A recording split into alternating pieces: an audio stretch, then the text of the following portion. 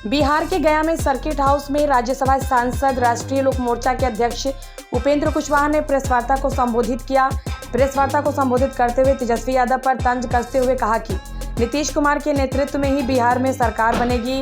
लालू यादव राष्ट्रीय अध्यक्ष बने हुए हैं लेकिन एक भी सभा नहीं कर पाते हैं। तो बताइए कि नीतीश कुमार एक्सपायरी है कि लालू यादव एक्सपायरी हो गए हैं। साथ ही उन्होंने कहा कि एनडीए की सरकार में बिहार में विकास की रफ्तार तेजी से हुई है और आने वाले दिनों में भी बिहार विकास की ओर आगे बढ़ रहा है।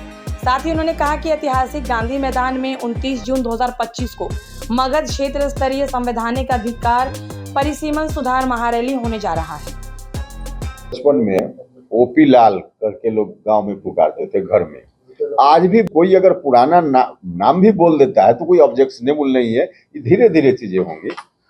तो सेवन की बात आप कर रहे हैं और आप कह रहे हैं 26 की बात, तो ये कोई मुद्दा समझ में नहीं बात में समझ में नहीं आ रही है। समझ लोग अभी जो लोकसभा का सत्र चला था तो शायद ही कोई दिन सत्र के दौरान था जब उन राज्यों के एमपी अक्रॉस पार्टी लाइन किसी पार्टी के एमपी हो परिसीमन का काम आगे हो, इस बात का अभियान हम चलाएं। और इसी अभियान को ध्यान में रखते हुए सबसे पहले हमारे ध्यान में यह बात आई कि आम लोगों को इस बात की जानकारी ही ठीक से नहीं है कि परिसीमन के हक से हम वंचित हैं, हमारा नुकसान हो रहा है। तो पहले लोगों को बताया जाए, लोगों को इस बात की जानकारी दी जाए और इसी मकसद से रैली का आयोजन करने का हमने फैसला लिया। और 2 रैली हमारी हो चुकी है, एक शाहबाद के इलाके में, एक मुजफ्फरपुर में, और तीसरी रैली 29 जून को गया में गांधी मैदान में हमने रखी है। इस रैली का नाम है संवैधानिक अधिकार परिसीमन सुधार। तो इस रैली के माध्यम से हम लोगों को अवगत कराएंगे कि बिहार का हक कैसे मारा जा रहा है, ताकि लोग अवेयर हों और एक तरफा जो लोग विरोध में देश में हैं कि परिसीमन न हो, उनकी आवाज़ को भी हम काउंटर कर पाएँ। और भारत की सरकार से हम उम्मीद करते हैं कि भारत की सरकार संविधान की व्यवस्था जो 25 साल से बंद है उसको फिर से लागू करेगी और परिसीमन का काम होगा। बिहार के साथ जो हो रहा है अन्याय, इस अन्याय को हम रोक पाएंगे।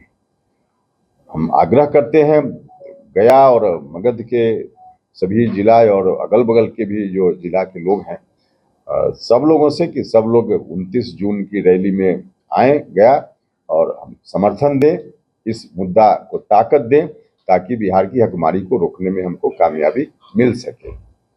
बयान आया है कि फिर मुख्यमंत्री नीतीश कुमार के स्वास्थ्य पर सवाल उठाया है और कहा है कि जदयू का टिकट भी अमित शाह बांटेंगे। देखिए, अब असल बात है कि विपक्ष के पास कोई मुद्दा है नहीं, मुद्दा विहीन विपक्ष है, क्योंकि जो जनता का सवाल है उन सवालों पर भारत की सरकार और बिहार की सरकार बहुत ही सक्रियता से काम कर रही है।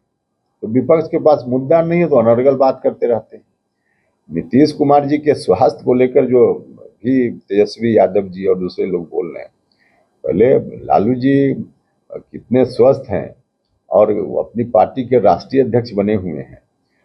वहाँ देखें, नीतीश कुमार जी लगातार अभी भी बिहार का दौरा कर रहे हैं। कोई दिन ऐसा नहीं जब कोई ना कोई कार्यक्रम में शामिल होते रहते हैं।